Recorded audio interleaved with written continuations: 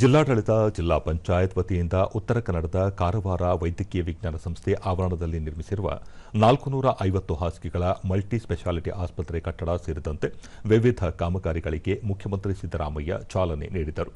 ಈ ವೇಳೆ ಉಪಮುಖ್ಯಮಂತ್ರಿ ಡಿಕೆ ಶಿವಕುಮಾರ್, ಸಚಿವರಾದ ಶರಣಪ್ರಕಾಶ್ ಪಾಟೀಲ್, ಮಂಕಾಳ ವೈದ್ಯ, ಶಾಸಕರಾದ ಆರ್.ವಿ. ದೇಶಪಾಂಡೆ, ಶಿವರಾಮ್ ಹೆಬ್ಬಾರ್, ಸತೀಶ್ ಸೈಲ್, ಭೀಮಣ್ಣ ನಾಯಕ್ ಸೇರಿದಂತೆ ಮತ್ತಿತರರು ಉಪಸ್ಥಿತರಿದ್ದರು.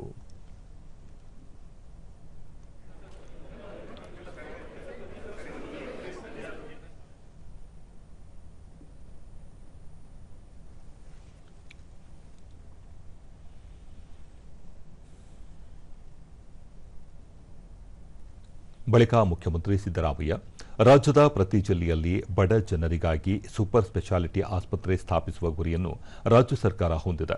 ಜಿಲ್ಲಾ ಕೇಂದ್ರಗಳಲ್ಲಿ ಎಲ್ಲಾ ವೈದ್ಯಕೀಯ ವ್ಯವಸ್ಥೆ ಇರುವಂತೆ ನೋಡಿಕೊಳ್ಳುವುದು ಸರ್ಕಾರದ ಆದ್ಯತೆಯಾಗಿದೆ ಎಂದರು. ರಾಜ್ಯದಲ್ಲಿ ಈಗಾಗಲೇ 22 ಸರ್ಕಾರಿ ವೈದ್ಯಕೀಯ ಕಾಲೇಜುಗಳು ಇದ್ದು, ಮುಂದಿನ ದಿನಗಳಲ್ಲಿ ಪುತ್ತೂರು, ಕೋಲಾರ, ವಿಜಯಪುರದಲ್ಲಿ ವೈದ್ಯಕೀಯ ಕಾಲೇಜು ನಿರ್ಮಿಸಲಾಗುವುದು. ಕಾರವಾರದಲ್ಲಿ ಕ್ಯಾನ್ಸರ್ ಆಸ್ಪತ್ರೆ ನಿರ್ಮಾಣಕ್ಕೆ ಆದ್ಯತೆ ನೀಡಲಾಗುವುದು. ಜೊತೆಗೆ ಮುಂಬರುವ ಬಜೆಟ್ನಲ್ಲಿ ಕಾರವಾರಕ್ಕೆ ಸೂಪರ್ ಸ್ಪೆಷಾಲಿಟಿ ಆಸ್ಪತ್ರೆ ಮಂಜೂರು ಮಾಡಲಾಗುವುದು ಎಂದು ತಿಳಿಸಿದರು. ಒಂದು ಸೂಪರ್ ಸ್ಪೆಷಾಲಿಟಿ ಆಸ್ಪತ್ರೆ ಇರಲೇಬೇಕು ಅಂತ ಹೇಳಿ ತೀರ್ಮಾನ ಮಾಡಿದ್ದೇವೆ. ಜೊತೆಗೆ ಕ್ಯಾನ್ಸರ್ ಯೂನಿಟ್ ಕೂಡ ಇರಬೇಕು. ಇಲ್ಲಿ ಕ್ಯಾನ್ಸರ್ ಯೂನಿಟ್ ಕೂಡ ಆಗ್ತದೆ ಅಂತ ಬಹಳ ಸಂತೋಷದ ವಿಚಾರ. ಅದರಿಂದ ಎಲ್ಲ ಫೆಸಿಲಿಟೀಸ್ ಕೂಡ ವೈದ್ಯಕೀಯ